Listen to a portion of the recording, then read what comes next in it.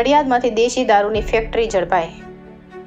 Ring road પાસે આવેલા આંબાવાડિયું hotel પાસેથી ઝડપાઈ ફેક્ટરી. સ્ટેટ મોનિટરિંગ સેલ દ્વારા પાડવામાં આવેલા દરોડામાં 2435 લીટર દેશી દારૂ ₹48,700નો જથ્થો ઝડપાયો. સ્થળ પરથી હજારો લીટર દારૂ અને લાઈવ ભઠ્ઠીઓ મળી આવી. મોટી માત્રામાં તૈયાર થતો હતો દેશી દારૂનો જથ્થો. સ્થળ પરથી ₹7 લાખની કિંમતના 8 વ્હીકલ પણ જપ્ત.